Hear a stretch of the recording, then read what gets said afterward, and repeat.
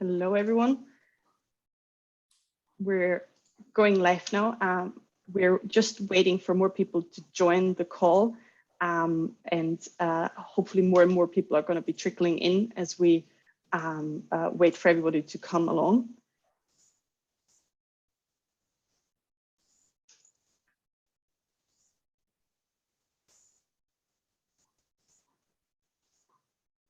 For everyone who just joins us, again, I see more people coming in. This is the panel, the ins and outs of grant application, in case you used the wrong link and you ended up trying to go somewhere else. We are going to start in a few minutes, just going to give a few more people the chance to log on. We know we run from one new Zoom room to the next. While we're waiting, please feel free to introduce yourself in the chat function. Say your name, what brought you here, and perhaps your background, anything you want to share. Of course, there's no obligation whatsoever. I should also say that this webinar is being recorded. So there will be a video of this being released after the Zoom meeting has taken place. And also that we will have a dedicated question and answer session. So there is a dedicated Q&A button as well. So while our presenters are speaking, feel free to post any questions you have on specific speakers or all speakers into that specific part of the Zoom call. We're now 3 minutes past 12.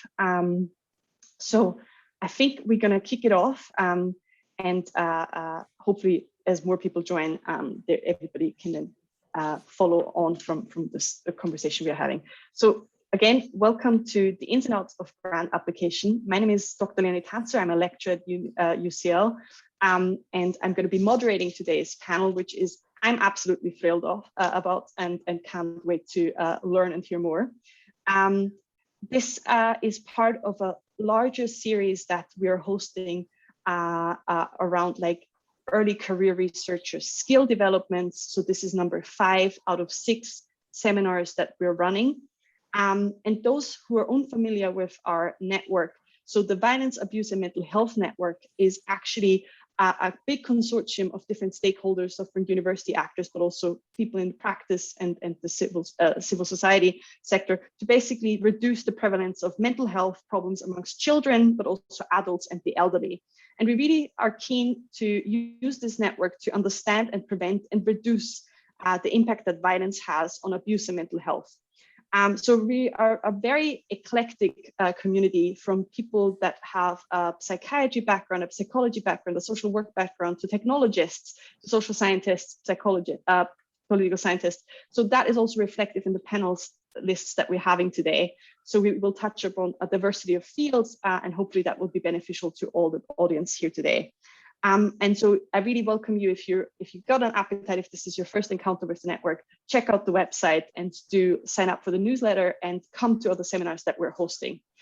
And with that, I actually want to introduce you to an absolutely magnificent panel. I really am delighted to have all these speakers with me here today. I will introduce them in the order that they will be speaking in. So I want to start with Professor Madeleine Carr.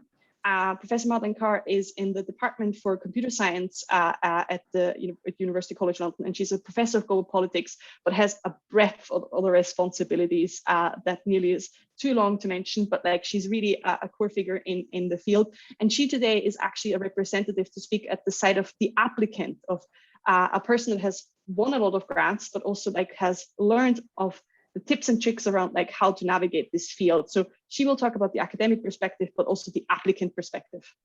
We then have with us Annette Evans. She's representing UKRI ESRC. She's a senior program manager and for the strategic program generation, and she will talk with us about the funder perspective. So it's good to have this complementary viewpoint. We then have Björn Christiansen with us. Now, Björn is from UCL Consultants, and you may wonder, why are there so many UCL people here?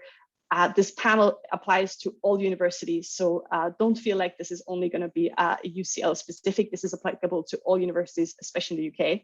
But UCL Consultants, he's head of business development, and he will introduce us to other funding generation and grant writing that may not be research funding, but is actually consultancy based. And hopefully that opens up the horizon for us and for you as well.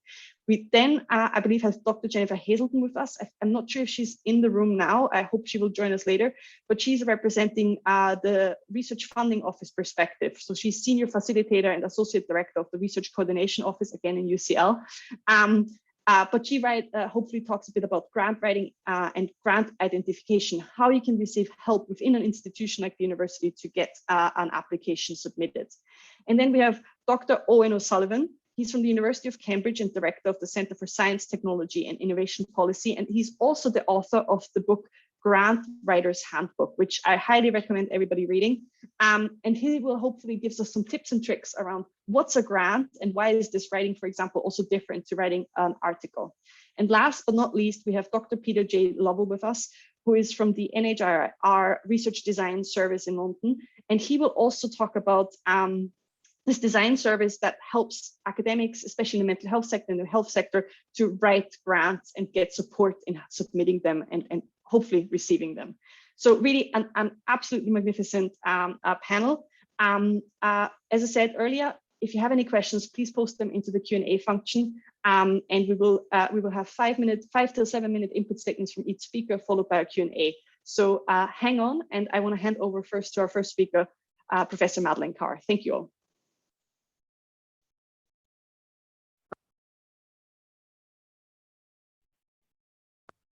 I think you're muted. There we go. I'm just going to share my screen. I have a couple slides. Thanks very much, Leonie, and to the network for pulling together this workshop. I think this kind of sharing information is really important, and attaining research funding can seem like something mysterious and really challenging that other people do, but in my experience, it's just a learning curve like anything else in academia. And so I wanted to kind of take you through what I'm going to talk to you about today is just my experience and my ideas, and it's definitely not the only way to think about these things, but it might give you a kind of point of access for one way to think about them.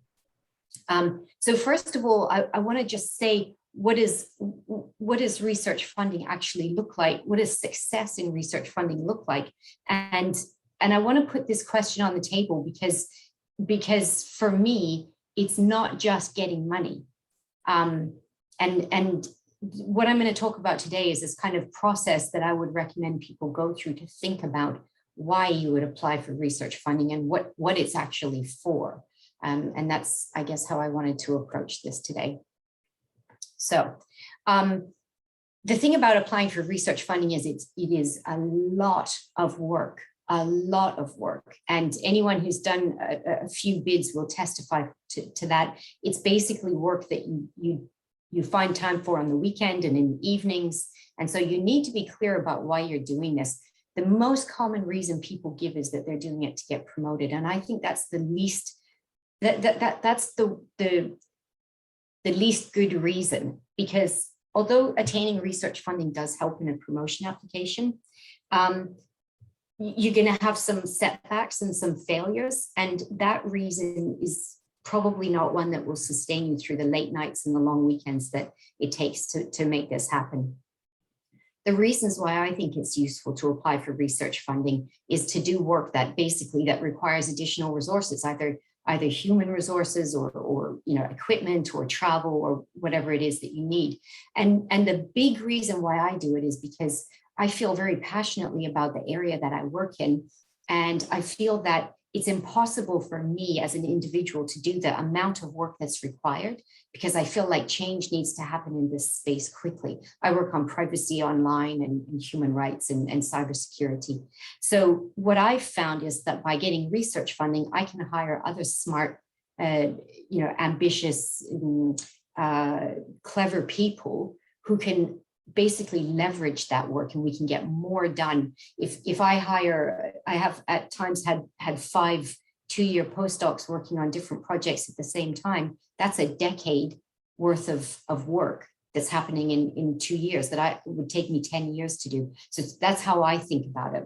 And I also think that there's a lot of people out there who need a job, and I'm able to pull in the money to hire people to do that work.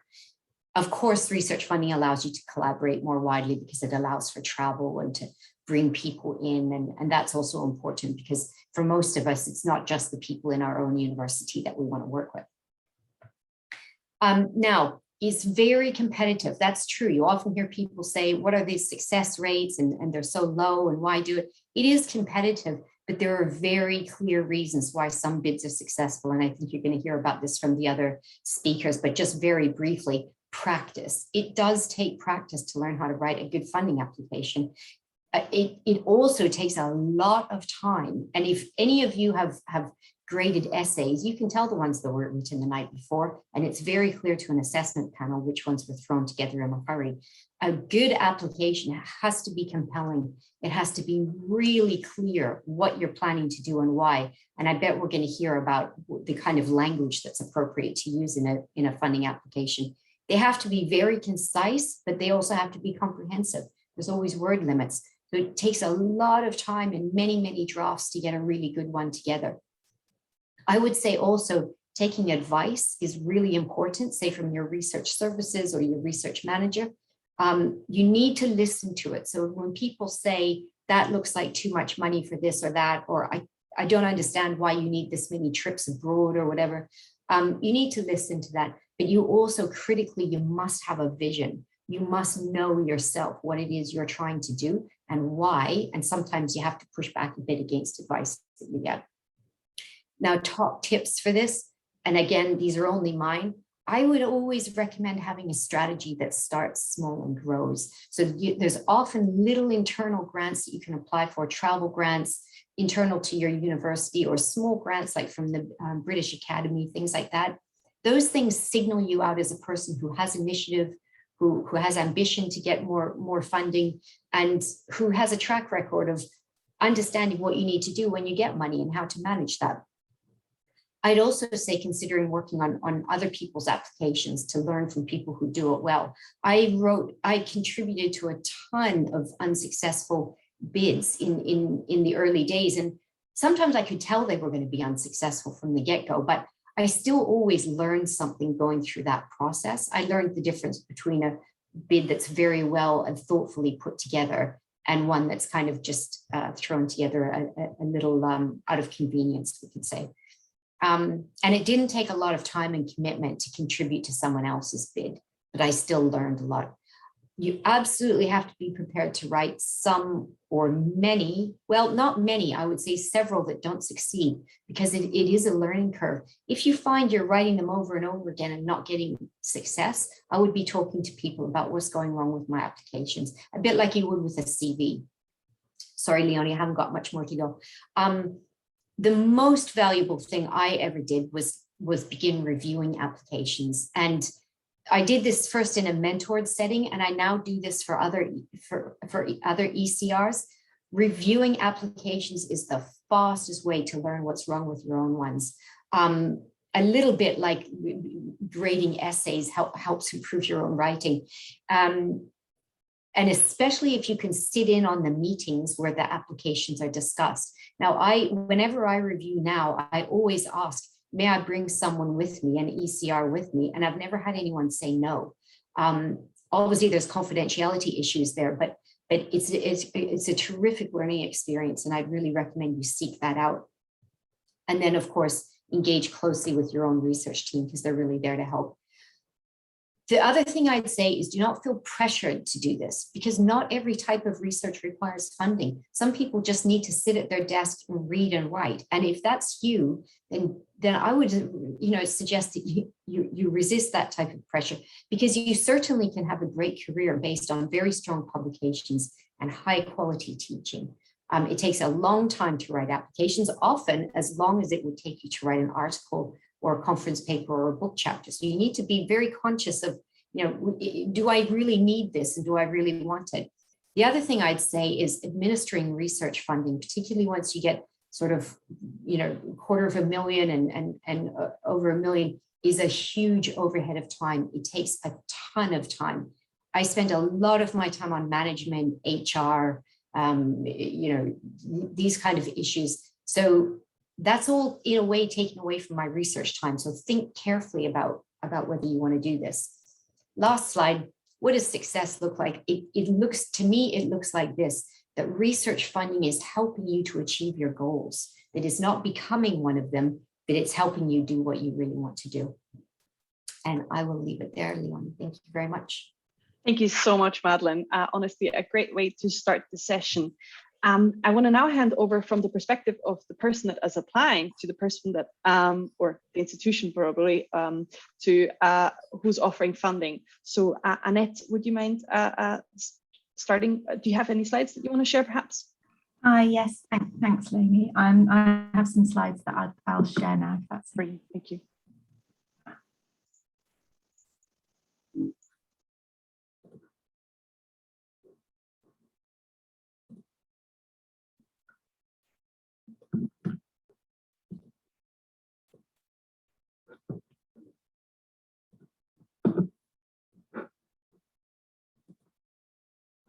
So hopefully everyone can see these slides. That'd be brilliant.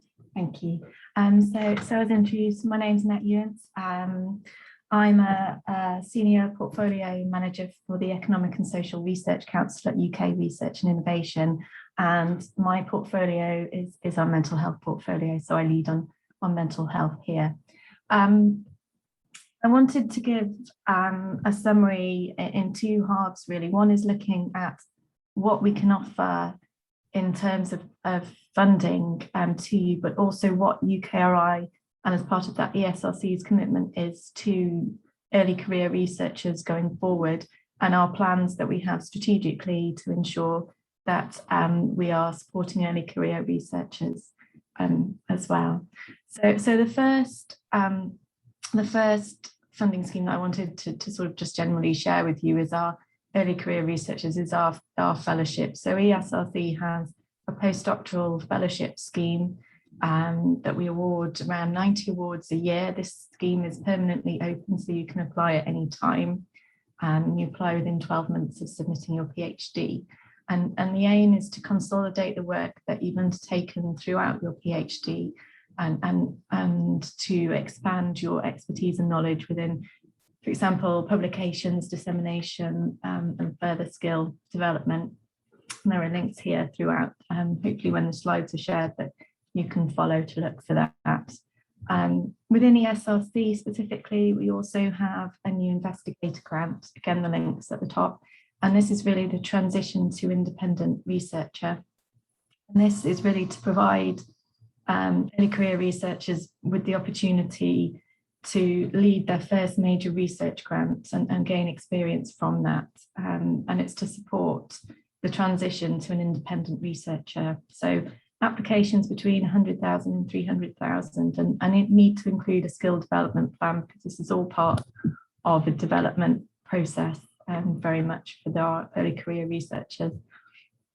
And the eligibility is based on individual circumstances. We recognise that there's a diversity of career paths, so you don't have to just go from one to the other. So it's something to look into if your career hasn't been a linear, straightforward one. So there's something there to look into. And again, this is open continuously, so always be open for application. And as well as these two with each other, specifically within SRC, I realised that we're kind of branching out into interdisciplinary work more and more. And it's important to note that across UKRI, there are opportunities that will be applicable to you in your discipline, which may cross into other disciplines. And there may be generic UKRI schemes as well. So we have our fellowships, early career researchers. Again, there's a link here. And this will lead you to funding opportunities that are specific, council specific, remit specific, as well as UKRI generic ones. And these are different for each council. Some are open continuously, some open and closed throughout different time points throughout the year. So it's important to look regularly as to what we have available open at any time. You can look at what's upcoming or recently closed to see an idea, and you should be able to see there.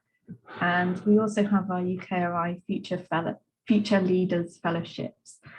This was a scheme across UKRI. The latest one has just closed. However, there is a commitment across UKRI, and I can't say for sure whether this will continue in this form, but I very much feel that there will be something similar, or the Future Leaders Fellowships will open again from next year. So there were 6 funding rounds and supported across universities, businesses, and other research and user environments. And these were for 4 years with an option of extending for 3 years. So really quite large grants for our early career researchers. Then I want to move on to looking at sort of what UKRI's strategic commitment is for our early career researchers. And in the middle of last year, the government published its research and development roadmap, and in that included people and culture strategy. And we take that as to be very important across UKRI, with its main aims are to seek a more dynamic, inclusive and productive sustainable research and development sector. And as part of that, very much focusing on people and early careers. And UKRI is delivering new initiatives that build on work that we're currently doing to ensure that we deliver our role in this strategy. The strategy's got 3 strands to it, which are people, culture and talent. So there are various goals that I've picked out that are relevant to you here today. There are many more, and it's not just these. So I want you to kind of realise the broader scope of the strategy. But it's very much career paths need to be broadened, barriers need to be removed, leaders need the right skills to develop throughout the career and the career of others. There needs to be a recognition and reward of everyone, and that there are areas of research and career stages where support can be improved. So that's our strategy and goals, but then we've already started to look at commitments throughout this, and here are some commitments which are very relevant for you again here today. And the first of this is the new deal for postgrad research students, which will open later this year. There is a link and a consultation and further information, which will be very valuable to have input from. We also hope to provide support for a flexible cross-sector training programme, support interdisciplinary approaches, and we're going to undertake a review of how we use expert peer review. Again, leadership and management skills are very important, and we hope to set up a young academy for early career researchers. So that gives you some indication, hopefully, of UKRI's commitment in this space. And that's the end of my presentation. So thank you very much for inviting me here today.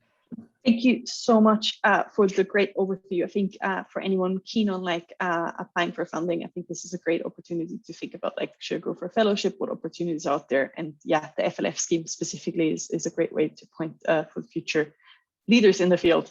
Thank you. We have now the third speaker is Björn Christiansen, again from UCL Consultants. Björn, are you okay to go? I'm here. Hopefully people can hear me and see me at this point. Great. Yeah. I have no slides, so I'll just jump into it. So I am going to be talking about consultancy and where that fits into the funding model. I'm going to primarily focus on work with public sector for the main reason that that's where, in my experience, you get the greatest confusion as to whether a funding call is meant to be consultancy or some sort of commercial channel versus classic research funding. And also the place where you are going to have the least flexibility about that. If you're working with commercial organizations, there tends to be a lot more opportunity to co-develop, to make sure that you're steering things into a channel that's going to make sense for you. If you're working with the civil service, then you just basically need to respond to them. And consultancy is actually a really important part of how the civil service wants to ideally engage with many partners, including academia. And the key thing from their perspective is that sometimes what they want to do is generate evidence. Sometimes they want to get input on proposals, so on and so forth. And that can be done through more classic policy engagement tools. But the civil service is responsible for implementation. And sometimes what they want is support around that implementation. And at that point, they are going to be starting to look at commercial channels. And so when they're thinking about the sort of things that they really need to consider in terms of which channel they're using, there's four things in particular that they're really going to be looking at. The first is that they are going to be very deliverable oriented when they're starting to think about commercial channels. They're going to have a really specific need to be filled. There's a lot of variation in what terms of what that could be.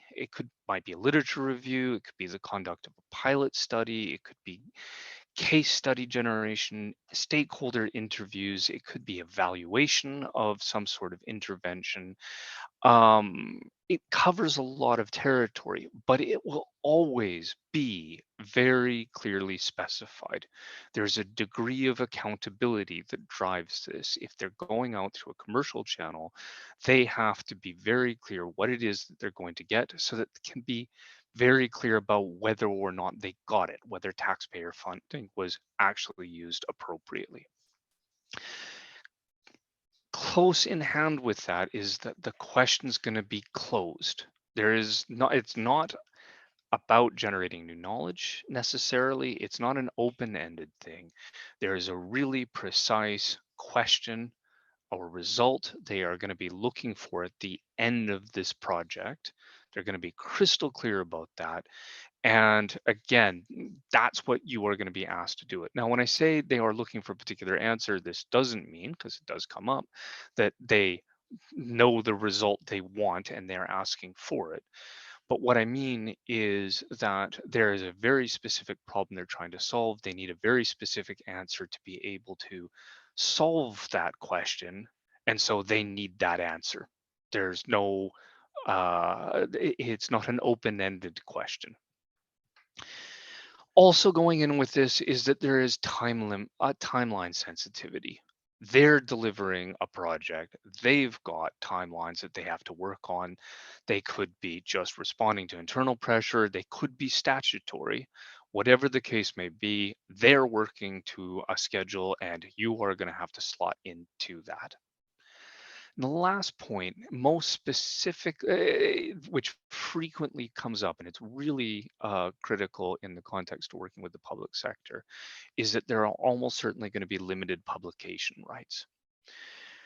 When you're working with the public sector, probably the information will get published at some point. There's a degree of transparency, but for a variety of reasons, they need control about when that information comes out and the manner in which it comes out. You can imagine very easily that if you are working on a project, for example, which is going to be informing the design of digital safety standards, then the civil service needs to know that that is not going to go out to potential commercial suppliers against that specification earlier than they expected, because otherwise they would be engaged in market distortion. Okay, so that's the sort of work that tends to come out under this. And so if you're looking at a funding call, question then is naturally going to come about. How do you tell if it's a consultancy route, a commercial route versus a standard research proposal, the way that we would classically mean it in university? So the first thing I am very sorry to say is that the word research and the word grant are not actually helpful in this context. Research is particularly unhelpful because, simply put, research means lots of different things to lots of different people. One of my favorite examples in this is, to go away from the public sector a bit, a conversation I had early in my career between a researcher in neuroscience and mental imaging and brain imaging who was talking to a communications company.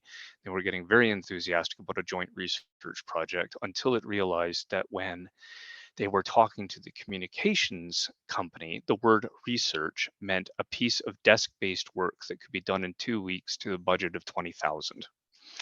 Whereas, needless to say, that was not the sort of thing that an academic is going to mean when they say the word research. Grant theoretically should be a little bit more helpful in this respect, but to be very honest, occasionally you will still see people who are putting out things that are described as grant, but when you get into it are actually a commercial arrangement. So better indications. So for the public sector in particular, first question is, where did you come across this opportunity? Because the blunt reality is, if you're the Department for Education or you're the Home Office or whatever the case may be, and you actually want to commission a piece of research, you're going to go through UKRI. It's going to come out through research councils. If it is coming out directly from the department and it's being advertised through their commercial routes like Contracts Finder, then odds are they actually mean it to be a commercial element. Comes back again to that characteristic point as well. Look at how much scope you're going to have in order to input into things. If the answer is very little, then honestly, this is probably a commercial route. If it's very open-ended, we're looking for proposals that might help us address these sort of problems, then it's likely to be much more likely to be a research call. The other thing that you fundamentally really have to do is look at the contract terms, the terms and conditions, not just the specification. And so this really comes into the top tip that I would be making in this respect, which is find out how your institution supports commercial contracts and see how that works. Not all universities are the same. There's universities that, like UCL, that have a dedicated specialized arm to support these sort of activities. Other universities are going to treat it as part of their normal research activity and be talking to the same people you would talk to into your research grants. The different models will probably also want to get involved in different ways. I would be starting, for example, I would be asking people to talk to me as soon as possible, ideally before you put pen to paper, as it were. Other places may want things to be a little bit more developed before it reaches them. Because the worst thing that you can do to yourself is start on the assumption that it's the wrong channel. I have had to help a number of academics through my life who assumed that something was going to be a research grant and bid for the work and landed the work and then ran into months of arguments and unhappiness trying to reconcile the fact that it was all set up to be research on our end and it was absolutely meant to be commercial on the client side. I am conscious that I have just used up my 7 minutes. So I have a couple tips that I would have been suggesting about how to write effectively for a commercial project, which I can either pick up in the Q&A or people can actually, hopefully, realize that a lot of it goes in parallel. So I will hand over to Leonie then. So. Yeah, thank you so much. It's still a challenge after 1.5 years of Zoom calls to find the unmute button. Apologies. Thank you so much, Björn. That was so insightful and so useful to see this kind of complementary perspective between what routes to go down and what the advantages, but potentially also some drawbacks are when going down the commercial route. Thank you for that. I'd now like to hand over to Dr. Jennifer Hazelden from the UCL Research Funding Office. Jen, thank you so much for being here. So delighted to have you. Do you have any slides you want to share by any chance? No. Perfect. Brilliant. Thank you so much. Then, no worries. The floor is yours. Thank you. Thanks, Leonie. Thanks, everybody. Great to be here. So I'm part of the UCL's Research Coordination Office. And I just wanted to talk to you about how you can use the teams like me and others that will exist probably in your institutions. So this is about non-expert support. Now, most of your funders will expect you to have the kind of novel ideas, the applications, the sort of tech, perhaps, and that will be addressed in the sort of assessment criteria they might use around quality, excellence, and that kind of thing. And these are generally judged by the other researchers as expert reviewers. So, it's really important to get that right. Ask your trusted peers. I think Madeline had some really good tips on this. Get people to look at your applications, as many as possible, especially if you can match the sorts of expertise that might be on the review panel. If your funder publishes that kind of information in advance. So think about that. But there are a lot of other assessment criteria around the applicant, if it's a sort of fellowship type application, or the team for a grant, and the partnerships, and that might be ability to deliver leadership potential or where you've shown leadership, the collaborators you've got involved, track record of the team or of the PI. Other criteria like national importance or impact, thinking about economic impact, societal impact, kind of relevant policies and your white papers and all this kind of thing that point to there being a need for the research that you're doing. There'll be other things that probably around resources management. Are you using, is what you've asked for appropriate? Is it well justified? And those kinds of things. And then sometimes some funders will ask things around EDI, culture, what's your contribution, or how are you an advocate for a particular research area or something. And assessing the majority of these sorts of criteria doesn't actually require subject-specific expertise. It's maybe judged by expert reviewers, but don't forget that, well, you may or may not know, but many panels that assess research funding are more generalist than that. And I'm sure Madeline, having sat on panels, will have been involved in ranking and sorting proposals that are not actually in her close subject area. So your panel is likely to be more generalist. There may be representatives from industry on there. There may be, if you're looking at philanthropic funding, for example, it'll be people associated with that foundation or charity. So don't just write for experts, although of course, most schemes will have an expert review stage. So you need to be balancing this tightrope between the two. And that's why you should always get your expert colleagues to read it for you. But at the end of the day, it's actually the generalist panel who will be ranking the proposals, again, in most cases, and check what this is for your scheme, or how this review process and selection actually will work in your scheme. So most universities will have a facilitation or a research coordination team like we do at UCL. They might be called funding development managers, they might be coordinators or facilitators.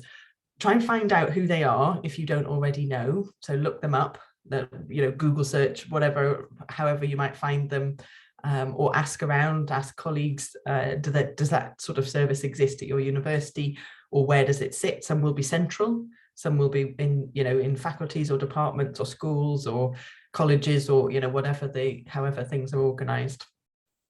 Follow them. Try, if they have a sign up. They might be on Twitter, they might have web pages, whatever way you have of getting information from them. Try and get to know them, and if you can, get them to know you. So introduce yourself, explain that you're looking for funding, and talk to them, because the more that people like this or like me know about our research community, then the more we can target you with opportunities and things.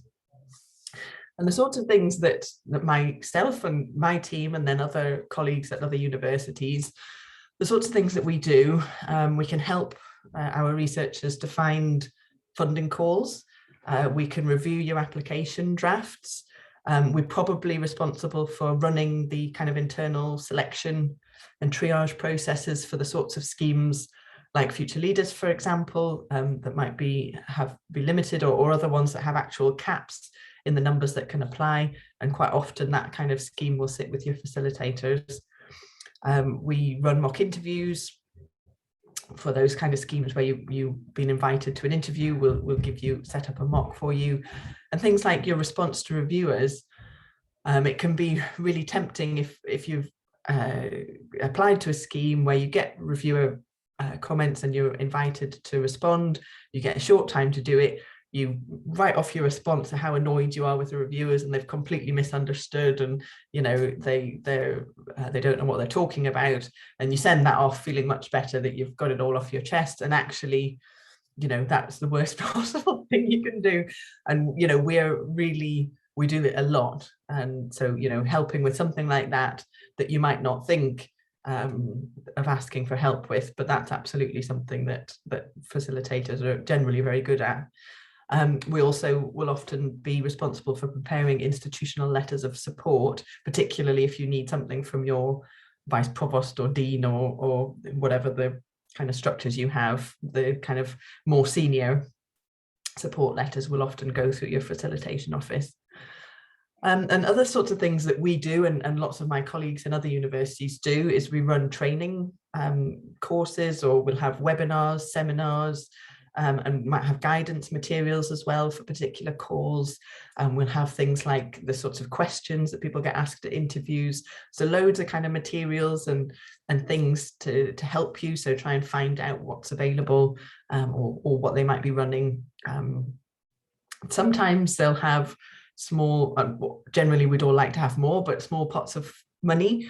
And again, Madeline sort of referred to, looking for in these kind of internal pots to see if you can do some pump priming work, or get some initial data, or analyze some data that you've already got or something. So small pots of funding can sometimes be held by the facilitation teams. It might be that it's funding that's come from one of the UKRI or Welcome or somewhere like that, where the institute will be given a block grant, to do this kind of work. So, always worth checking for that. And some universities, not UCL, but I'm aware of them existing elsewhere, some of them will actually have specialist grant writers who can help, or project managers, or people that could actually, that might actually work with you directly on writing your grant. So it'd be, great to know about that if it exists. Although, I think you've got to be a bit careful that, it's always got to be coming from you. And at UCL, our approach would be, we want to help you write the best possible grant that you can, but check what's available and what sorts of things they can help with. But thinking about the network of facilitators that I know, and other people with similar roles, why do we do this kind of job? A lot of myself and my colleagues have been in research roles ourselves. But for one reason or another, it wasn't right for us. We generally have a lot of respect for those who are sticking with it in research, and we want to help. We love, that's what we get our. That's what we like to do. We like to help people. Generally very passionate about it. So you've been in research, and you want it to go well. You want it to work. And that, this facilitation role allows us to do that. Not always. It doesn't have to be that they've come from a research background, and it doesn't make any difference if they have or not, but it's just think about where they've come from. And they'll have read hundreds of proposals, depending on how experienced they are, but this is what we do. So, we're pretty generally quite had a lot of practice at this. So, and you really want these people to be your friends, because, we will help you as much as we possibly can. I was thinking about some do's and don'ts, and I ended up just with a list of do's. So kind of thinking positively. So my suggestions would be to involve them as early as possible. Give them advance warning if you can. So it's always great to get a message from a researcher that you've worked with before, and and you like them, and they tell you, oh, look, there's this particular scheme I want to go for. deadlines in a month's time, can I send you a draft on X date? And then you mark your calendar, and that's great because it's coming. Tell them the scheme information and any other information as possible. Are you talking with collaborators? Which scheme is it? What's your deadline? All that kind of stuff will be helpful in them preparing for when your draft comes in and they can get on with it. So the next one, I don't mean this in a bad way, but appreciate the sorts of criticisms or suggestions that you might get from your facilitator. I can guarantee they're trying to help. So even if it comes across critically, it's because they want to help you improve. You don't have to accept it all or agree with it all or include the things that they've suggested. It has to come from you. It should be your application. But just remember where it's coming from. It's because they want to help. So they're not telling you things to try and make you feel bad. They're trying to help. And of course, you can ask questions back to clarify, or they may have misunderstood if there's something particularly technical. They might not have got what you were trying to say. And then, acknowledge the support afterwards, whether you win or lose. If I can guarantee that if you're successful, they will be delighted. There's nothing better than a researcher that you've supported being successful. It's a fantastic feeling. If you don't get funded, they can often help you to rationalize, learn from what's happened, and maybe consider other options. So, if you need a bit of help picking up and carrying on, then that will be helpful for them too. And learning from which applications win and lose, in the same way Madeline talked about, when you're on a few different teams, you start to see what are the kind of recipes for success and so on. And that definitely happens to us as well. I'm not sure how long I've been going on, but my final sort of overall tips, there are lots and lots of different ways to present an application. There's, unfortunately, we can't say, if you always do it this way, it will guarantee to be successful. So unfortunately, that's not possible. There's lots of different ways to do it, but a few things that you could particularly do that might help you. Read the scheme guidance plenty of time. So read it when you start, but also give yourself a reminder to read it again, a few days, maybe a week before you submit, depending on what your timeline is. Are you still answering the right question? Sometimes, you spend all this time, you talk to all the people, and actually you've taken yourself slightly off track. So read the guidance and make sure you're answering the question. A really key one, look at the reviewer and the panel documents and score sheets or anything that your funder might make available. So this is what they will send to reviewers or panelists. What are they looking for? Obviously you've got the call documentation, but actually it can be really helpful just to take a good close look at what the reviewers are being asked to do. And you can also share them with colleagues who are reviewing your application to ask them to look at things through the same lens as the reviewers. Can you find any previously successful applicants to the scheme that you're going for? You can sometimes approach them. Some people will be quite happy to give advice. Sometimes they'll even share documentation or something that they submitted, so you can get an idea of what's gone on before. We don't always advocate that because, as I say, there are so many different ways to do it, and there's not like a guaranteed way of doing it, but it can be helpful to see what other people have done before. You're generally in a position, or you should, if you haven't already thought about it, negotiate for support from your department or faculty or institution. Most won't offer anything up front. It won't be like, oh, great, you're applying for this. How about, would you like a studentship? It doesn't happen like that. You generally need to ask. And we have a classic thing of some people will ask and be very persuasive and get a lot, and other people going for the same scheme have perhaps not felt confident in asking for something, and therefore they don't perhaps have the sort of institutional support that they might like. So don't feel like you can't ask, or feel like you can ask. You won't necessarily get it, but it's worth asking. And the other key one, Yeah, something that we see quite often, don't focus on the main document at the expense of others. It can take longer than you think. So, make sure that you look at all the different parts of the application that you need to submit. Right, sorry, that's it for me. No, Jen and Nufer, that was absolutely amazing. Thank you so much for the input. And having worked with the UCL Beams Funding Office before, I can really subscribe. It's absolutely crucial to work with them and get them involved as early as possible at your university and institution you're working in. It's invaluable to get their feedback. And yeah, I can really subscribe to that. Thank you so much for your input, honestly.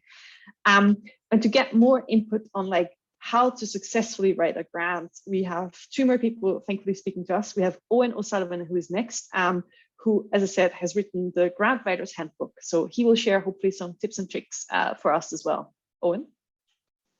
Hi, good afternoon. So I think a lot of the key points have been made already, and to some extent I'll be re-emphasizing points made by Madeline and Jennifer. But what I thought I'd focus on is the way people think about how they should be writing their proposals, and in particular, who they think they're writing for. A key point for me is, and the first thing to highlight is one of the things that can go wrong in terms of how researchers write their proposals is that they approach it in the same way they do writing journal articles, which is understandable, right? That's our default writing mode. And there's a nice article by a guy called Robert Porter from Virginia Tech, which is worth a read. I think there's a link there, where among other things, he contrasts paper writing and grant writing and highlights the difference between what he calls expository rhetoric, so trying to explain work that has been done, and you're trying to be as objective and clinical and dispassionate in order to convince reviewers, and persuasive rhetoric, where you're trying to sell work that should be done, so where it's okay to convey excitement and to argue for the importance of the work in order to convince reviewers. And I think that's really, really, really important. It's a very different ballgame.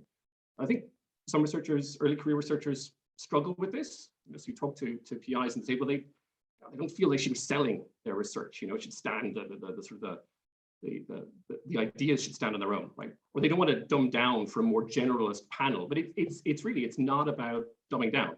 It's about doing a good job of communicating the importance and contribution and value of your idea to peers in related domains. And for me, there's a real value in keeping in mind members of the prioritization panel, as Madeline was said, rather than more specialist poster reviewers in your area. So I thought it'd be worth, I know Jennifer's mentioned this already as well, and Madeline, but I thought it'd be worth spending a little bit of time on the review panel, the prioritization panel process, which I think can be a bit arcane to many early career researchers.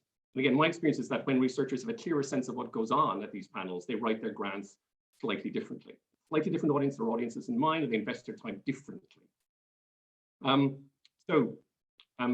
Let me take you to Swindon, to Clara's house. And if you ever get an opportunity, as Madeline said, if you ever get an opportunity to sit in on a review panel, make the trip to Swindon to participate or observe, take it. I mean, this is absolutely, as Madeline said, the most valuable way you can learn. In fact, one of the things that we do here in Cambridge is we actually have sort of mock prioritization review panels for training early career researchers. We get PIs to contribute past proposals that have succeeded and failed, and we run a mock review panel, and you learn an absolutely enormous amount. So if they don't do that in UCL and King's, I strongly recommend that. So I think the things vary slightly from council to council. I hope this is the same for the ESRC, but I think the process is more or less the same the world over. Prioritization panel gets a big pile of 40, 50 proposals and all the postal reviews and all the responses to postal reviewer comments. And the job of the panel is to do this, to sort the proposals into piles of definitely fund, maybe fund to funds available, or don't fund. And the panel goes through the proposals one by one, discussing whether they should go into the fund or not fund piles. I've lost something in my, okay. And the first time through the pile, right, the excellence of the ideas, the excellence of the track record of the PIs is going to dominate, right? And the first time around, a small number of absolutely brilliant proposals go straight into the definitely fund pile. And interestingly, it always seems to be at the same. It's always about 5% of the proposals go straight through the definitely fund, but there's still going to, and maybe 30%, 40% go into the don't fund pile, but there's still always going to be half the proposals still in the maybe pile, right? And so you go through each proposal left in the maybe pile again, second time around, and there'll be a bit of calibration based on what happened before and who gets through. And the reviewers are increasingly looking, though, for reasons to put your proposal in the don't fund pile. And so the trick somehow is to survive the attrition. The trick is for the proposal to stand out and give the reviewers a reason to keep the proposal in the maybe pile as long as possible. And they go through the maybe pile again and maybe again, but increasingly the panel starts looking beyond the quality of the core research idea. Like Jennifer was saying, right? You have a generalist panel, they're looking at all the aspects. And so a proposal might start to stay in the maybe fund pile because it's the one with the really great partnerships, right? It stood out, right? It was outstanding letters of support. Or it's the one with the brilliant discussion of impact and the effort to design the project outputs with user groups. Or it's the one with the super impressive international collaborator with, you know, clear plans to move postdocs back and forth on different people's groups. Or national importance with references to key policy documents. So you can do these sections well or badly, and this can be absolutely critical to staying alive. And eventually the panel's done, and there's a rank ordered set of proposals, including the definitely fund and maybe some fund if funds available proposals as well. And so again, the key thing that becomes very clear if you sit in on a prioritization panel, even if this should probably have been completely clear already, is that it's a competition, right? And it's not enough to prove to experts in your own subdomain that you've got a good idea in your case for support. And what I see a lot of early career colleagues do is they spend 99% of their time finessing and polishing and polishing and polishing the project description at the expense of other things that might impress the review panel, the impact, the partnerships, the national importance, key members of the team, right? And communicating these really well to the point where they stand out and give the panel a reason to keep your proposal alive as long as possible. And then that can make all the difference. So keeping this kind of panel audience, this kind of process in mind, I think is very, very helpful. And it helps ensure you're writing in a way that is persuasive to, Jennifer said, a more generalist review panels, where you need to communicate very clearly some quite basic pieces of information. You need to answer some very basic questions that these panel members will have in their minds. So I'm sure everybody here is far too young to know who George Heilmeyer is. But if you come from my kind of world of sort of physical sciences and engineering and technology, he's a really famous guy. He was the inventor of LCDs. He was director of DARPA and sort of CTO of various important tech firms at the time. So there's a lot of sort of nerd prestige for this guy in my world. But when he was director of DARPA, he had this thing which people called Heilmeyer's Catechism, which was questions you had to ask in order to get funding. And in sort of my world of sort of science and engineering and technology, this is quite a famous list of questions, and it's a useful checklist of things to ask yourself when you've written your proposal to understand whether your proposal is clearly answering all of these questions and making sure basic information is really, really visible and really, really compelling. So he has these basic questions of, what are you trying to do? Articulate your objectives with no jargon. How is it done today? What are the limits of practice? What's new? Who cares? Which is a really, really interesting one. What difference will it make? If it's successful, what are the risks? So, going through your draft proposal and asking yourself if the proposal answers these questions, and are the answers really clear and really visible? And if they aren't, then fix it. Things really need to stand out. So I stick to my 5 minutes to sort of sum up some key messages. I think grant writing is not paper writing. It's okay to sell, it's okay to convey excitement, it's okay to argue for the importance of what you're doing.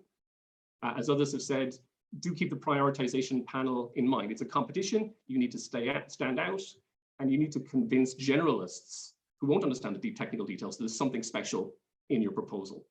And again, I think, remember Heilmeyer's Catechism, you need clear, visible answers to fundamental questions. What's new? Who cares? What difference will it make? And getting these answers clear and visible and compelling can make all the difference. I haven't done a lot of tips and tricks, Leonie, so there's a lot of lots and lots, dozens and dozens of do's and don'ts in different categories on my web pages. If people want to go there, I can send the link. And if nothing else, there's lots of cartoons, so people can enjoy those instead. So with that, I'll stop more or less on time. Brilliant, honestly, Owen, thank you so much. And of course, you also have the book.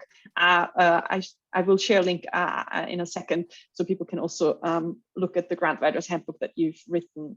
There are also more tips and tricks there. And last, but really absolutely not least, we have Dr. Peter J. Lovell with us, who will talk about the NIHR Research Design Service. Thank you so much. Thank you, Leonie. I'm going to share a few slides. Have they come up okay? Yes. They're up. Great. Actually, if you hit the button to make a presenters mode, we will see them in full screen. Yes, perfect. Brilliant. Great. Okay. Thank you. Thank you very much for the invite today. I'm just going to very quickly run through the support that the Research Design Service provides. Just a little bit of background. We're a national network of support services. So each region in England has its own RDS. We're here to support those who are putting together research funding applications or fellowship applications to any national peer review funding stream. Predominantly that's for the NIHR funding streams, although we do also support those targeting the medical charities and the UKRI research councils as well. Our support's completely free of charge, and just to reassure upfront that all the information you share with us is kept confidential. So the next slide just shows a typical makeup of an RDS. This is how we're configured in London. It's a partnership between the 4 large academic institutions, and that allows us to divide up the region into patches and have local offices and offer people support close to their workplaces. And other regional RDS are set up in a very similar way. Each local centre has a team of experts. They're active researchers who spend a day and a half, 2.5 days a week consulting for RDS. We offer a broad range of expertise listed here on this slide. And importantly, we have skills in developing and writing funding applications ourselves, which we pass on to researchers who consult with us. Our aim is to increase the volume and proportion of high quality funding applications, and we do this primarily by providing guidance and expertise on study design and research methods. Though often our support is much wider than this. We can help you identify a suitable funding stream. We appreciate it's a bit of a minefield out there in aligning your research with an appropriate funding stream. We always review team composition. We can help identify gaps and suggest suitable collaborators. We can help plan and facilitate public involvement, and I've got a separate slide on that in a moment. We help get the narrative right, so feedback on your presented evidence and rationale for your study, help you specify the benefits to patients and the NHS as well. And we fully appreciate that not everyone gets funded first time and would like to target a resubmission, and that the funding panel's feedback can be somewhat cryptic. We can help you decode that and read between the lines and support you with a resubmission. RDS supports a wide range of applicants. They can be those with little experience of research, those who want to exploit an observation in clinic, or those who want to target personal rewards. We can help everyone at all those levels. And we can also provide more experienced teams with guidance as well. On public involvement, we have specialist patient public involvement advisors. We've developed online resources and a PPI handbook for those who want to learn about the fundamentals of PPI. We hold monthly workshops for those who want to gain the practical experience of working with patients and incorporating their views into applications. We have a small bursary scheme for those who are at the early stages of developing a grant and would like a small amount of money to meet with a group of patients and carers and share their views and incorporate those into the application. We have contact databases of various patient groups in disease areas who would like to get involved in research. And for those who are coming to us quite late on and only have a limited amount of time for public involvement work, we can offer a fast-track public review service where at least we can get the lay summary reviewed by a panel of lay reviewers and get feedback in a few days.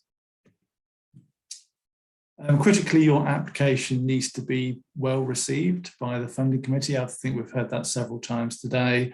We're very fortunate that within the RDS we're able to observe the committees, which is incredibly useful, and we pass back those insights which we've gained to you as applicants. A little bit about the access to the service. Most RDS have access through their websites where there's more information about events. You can subscribe to bulletins and read a little bit more about the support offer. Here in London, we offer support via various different ways, and we hold drop-in sessions for those who are at the very early stages. So if you have an idea for research, have nothing written, just want to come and have a chat about if this would be suitable for funding, come to a drop-in session. We hold information events which align with various funding calls. So if you'd like to hear from the funders themselves on the remit of the call, and then a little bit about how previous applicants have found making applications, that's the sort of event you'll be interested in. We've developed online guidance. So over the years, we've been asked questions on some topics repeatedly, and those have now been worked up into online guidance. We have proposal feedback fora for those who have well-developed applications and want to give it that final polish. We hold mock interviews for those targeting fellowship applications. And the most common route is to complete our support request form and to be formally assigned an advisor. So quickly running through that, if you do submit a request for support from RDS, you'll get an assigned advisor who then acts as your case manager. They'll give you some initial feedback on your proposal. Is it a good question? Is the rationale well presented? Has the design you've chosen, is it good? Is it appropriate? Have you considered public involvement? Have you chosen the right funding stream? So very much providing primary care. Your general advisor or assigned advisor will then facilitate further support from specialists within the RDS, and that can be on a range of topics. So that's sort of RDS provided secondary care. And then we can facilitate additional input as well. So we can link you with local trials units or colleagues within the clinical research network. So RDS providing tertiary care. I've left the most important slide to last, and that's really to contact us early. Ideally, we'd like to see you sort of 4 to 6 months ahead of a submission deadline. You can work with RDS in an iterative manner. There's no limits on the number of times you can consult with RDS. I think 2 to 3 months is a reasonable time. It's quite a sweet spot for coming to talk to RDS. You'll still be able to have several drafts reviewed, although we do set a limit of 1 month ahead of a submission deadline as being the absolute minimum. So yeah, please do get in touch. I'll stop sharing. There we go. Brilliant. Peter, thank you so much. I think I hope many of the listeners who perhaps were unfamiliar with your service will now know where to go to find additional support. So really greatly appreciated.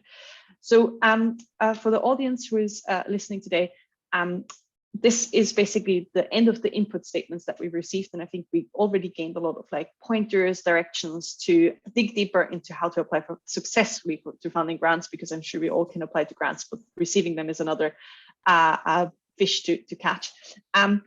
There's already some questions in the Q&A function. So I will go through those, but while we do that, again, the call to everyone who has any questions to please post them there. It just makes it easy for us to basically address them and still they don't get lost in the chat. So I want to start by basically a question with regards to that Eleanor raised. While it's very specific, I think one can bring her question to a larger level that is applicable perhaps to many people in the room, which is the unsuccessful application to PhD scholarship. And so, and they also address the problem that many of the funding bodies do not give any feedback on the reasons for rejection, which I'm sure perhaps like Annette and others can address. But if I was wondering if any of you have any advice, especially for PhD funding scholarship, because we primarily talked about research grants that like perhaps like postdocs or permanent members of staff can apply for. on where to find PhD funding, perhaps. Is there anyone who perhaps would like to, Annette, perhaps cover? Hi, I just thought I would appear so that you can see us all. I understand the question and perhaps the frustration and disappointment. And I guess the first one is that's been picked up from the talks today is perseverance. It's competition, don't give up. There are, various, without knowing individual circumstances, various options around further options other than a PhD to position yourself at that level, perhaps an MSc or further research training. And ESRC also has something called a Daphne Jackson Fellowship. I'm not sure of individual circumstances, but that's worth looking at because that's for people with a non-traditional research background and research career breaks. So that might be something to look at. Brilliant. Oh, thank you so much, Annette. And just a question, perhaps drawing up on this, is it okay for an ECR to perhaps sometimes email a funder, and perhaps Jennifer, if you could jump in, is it also possible to email research funding offices to ask about where can I find funding, or is there any funding scheme you would advise to me? Is that okay? So we definitely advise. So in our team we have sessions people can book in to come and ask us, and we'll look through your CV and sit with you and work out what the best funding opportunities. But I'm sure all research officers will have something similar where you can work with somebody to identify grant opportunities. I don't know about emailing the fund. I think generally they would say, all of our grants are online and have a look.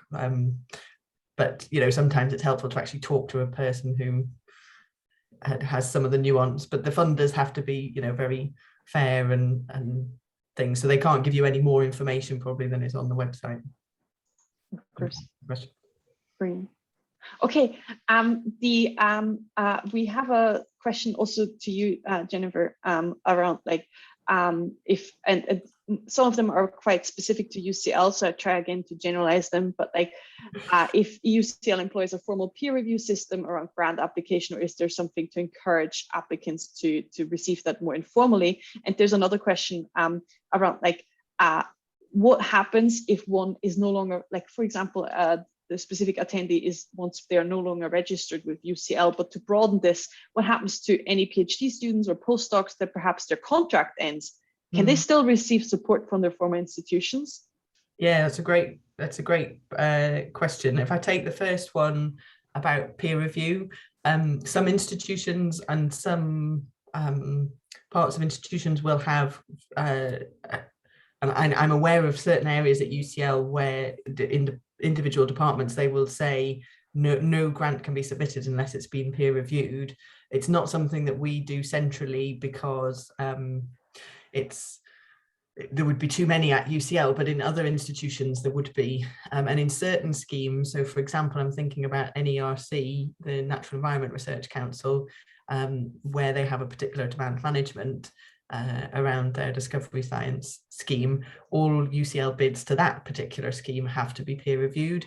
So often it can be scheme dependent, it's likely to be institution dependent, but UCL specifically, we don't have that for all grants, but check with your own department whether there's something locally. Also, the scheme, if it limits the numbers that can be submitted, then undoubtedly there will be an internal review process. The other question about whether you can get support as an outgoing PhD student, at UCL, and this again might be slightly different at different institutions, but I would say there's a rule of thumb. If you're looking to apply for research funding to be hosted somewhere, so if you're a PhD student from UCL or from any other institution wanting to do your research at UCL, we will support you. You don't have to already be at UCL or have done your PhD at UCL to get our support.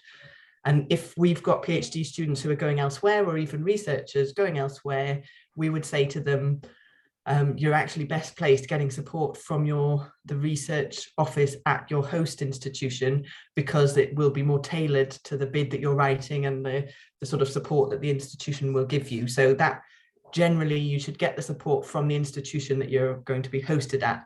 The caveat to that is that anybody from UCL, and I suspect this will be the same for others too, the careers office is actually open to PhD students, staff, etc. And at UCL there's an academic careers team in the careers office who can help with academic CVs and applications for fellowships, as well as things like, you know, lectureships and so on. So if you've been a PhD student, or if you're a current PhD student, you can access support through the career service, which tends to be, you know, stay linked to you as an alumnus. So sorry, quite a long answer. No, thank you so much. And I was wondering, actually, Peter, if you could jump in here as well, if your service is like restricted in some form or another. No, not at all. I mean, just as on the previous question as well, I mean, the NIHR do offer a doctoral research fellowship, very popular, and we support a lot of those candidates each year. Some of the funders will answer questions directly and will ask you to submit just a one-pager to check if you're in remit. That can be a really useful service to take them up on. But certainly no restrictions in terms of who we can support. As long as you're going for a national peer-reviewed funding, you're eligible for RDS support. And there was one question, actually not in the chat, but in the chat, not in the Q&A function. If there's an equivalent service outside of London, that there is. Yes, it's England-wide, so there are 10 regional offices. Brilliant. Perfect. Thank you so much. There is one question which I think it would be great to get Madeline's and Owen's input, but perhaps Björn, you want to come in as well, which is around impact and benefits. And anyone who has written a funding application will either dread or enjoy those sections. So the question is basically around, like, you know, what to write in these parts, especially when you think about like a health application, like thinking about pilot stage studies, and is the next stage then automatically a randomized control trial? If you could, you know, if you could advise on what's the right balance? I'm sure this is quite hard to make it on a generic level, but if you have any tips and tricks, the two of you, that would be super appreciated. Well, maybe I'll just quickly say a few things. I mean, I think one thing to avoid is a situation where you point to some huge, massive impact in 20 years' time.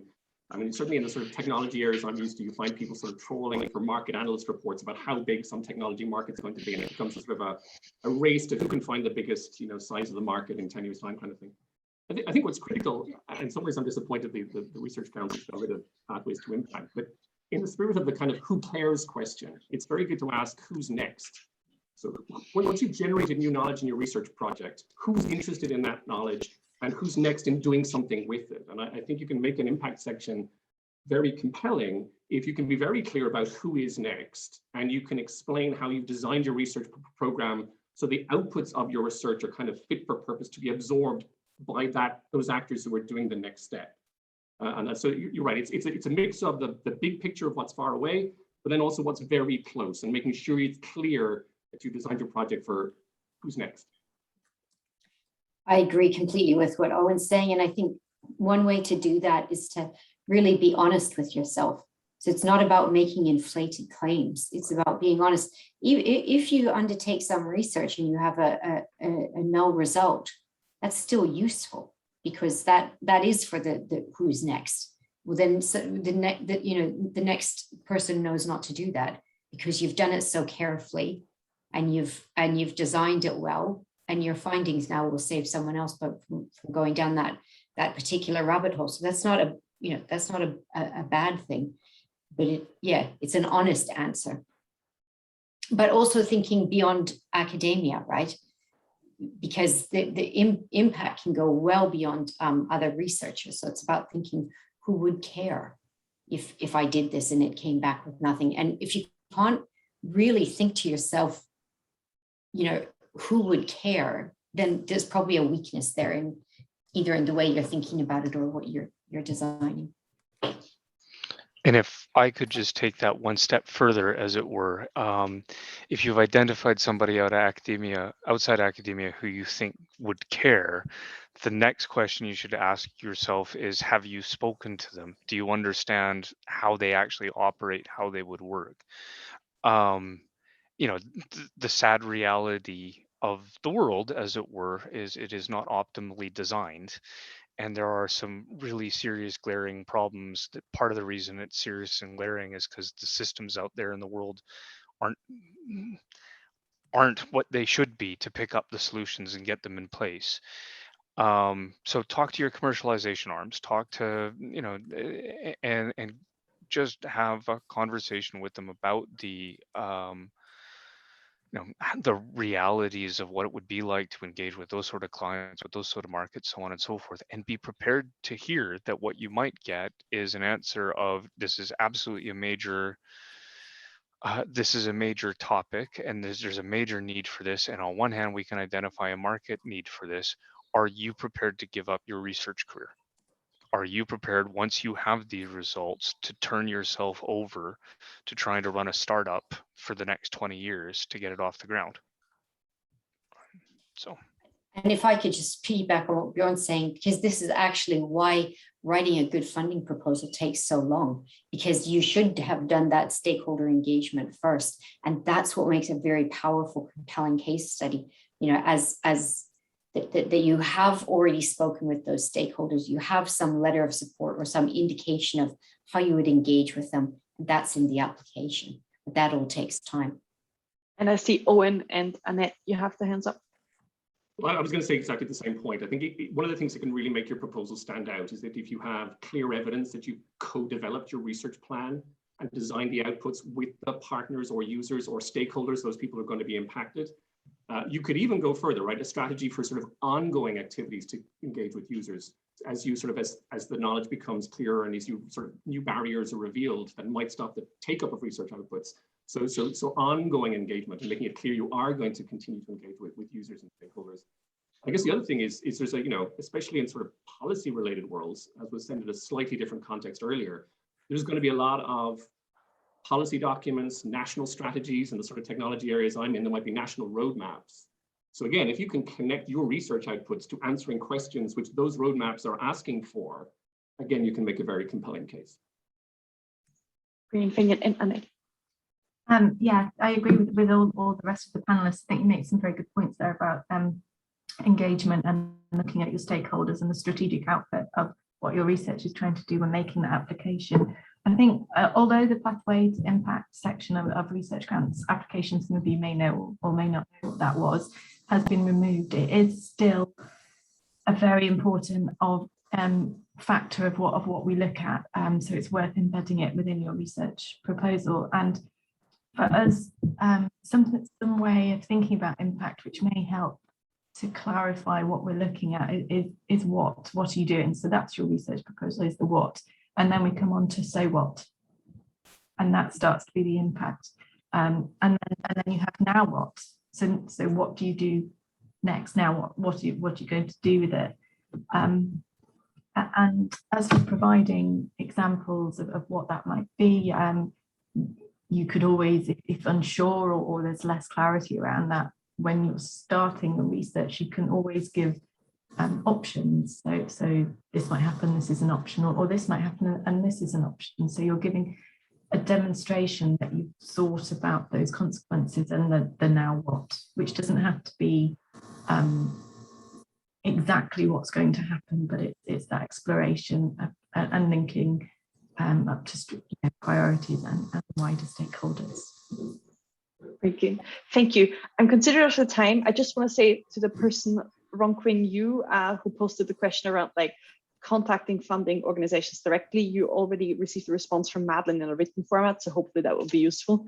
But I in consideration of punctuality, I know we have 5 more minutes left.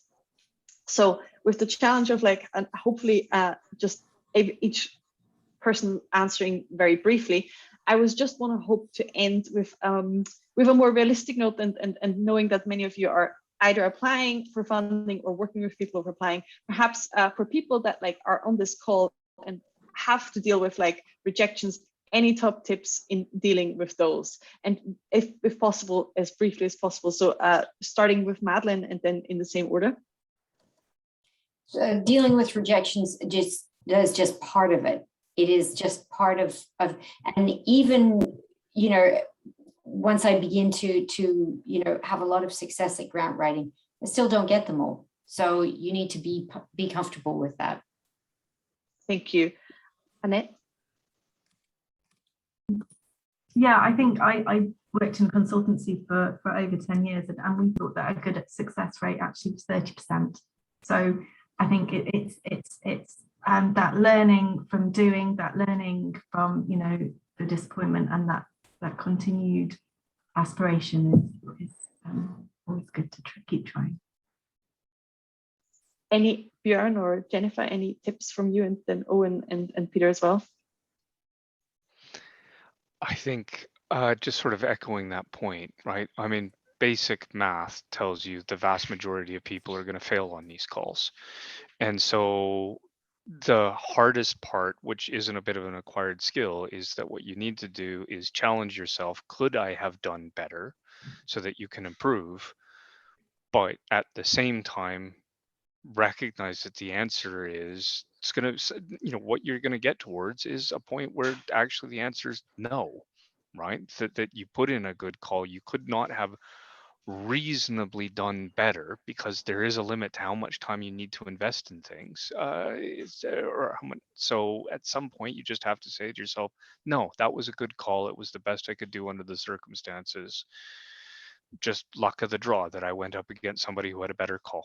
So thank you. Jennifer?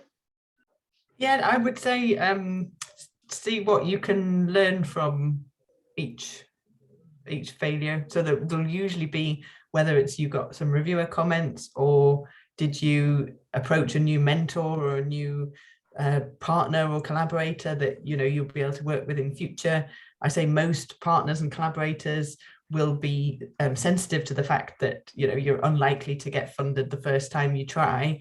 And so it doesn't, just because you're not funded doesn't mean that they won't work with you again on something else. So, what did you get from that failure? And actually, when you speak to most experienced and very successful researchers like Madeline, you'll find that actually the failures along the way, have actually contributed to some of the big successes that you might get later on. So it's hard, but try and treat it as a learning experience as well, and get something from each one.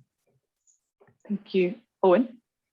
I don't think I really have anything much to add to that. It is part of the learning experience. I think the key thing is just, immediately is to realize it doesn't mean your proposal was bad. It doesn't mean you're a bad researcher. You were in a competition. And again, I think if you do get a chance to, as an observer or as a participant, to sit in a review panel, you'll realize just how true that is, that it's a competition. And very often you'll see just how brilliant some of these proposals are. And it probably was fair. The other thing is just to think about the reviewers' comments as, pre-consulting, right? So leading national, international experts have taken time to point out what the strengths and weaknesses of your proposal are, and that's invaluable. So you've got something pretty valuable from the experience as well. Thank you. And Peter?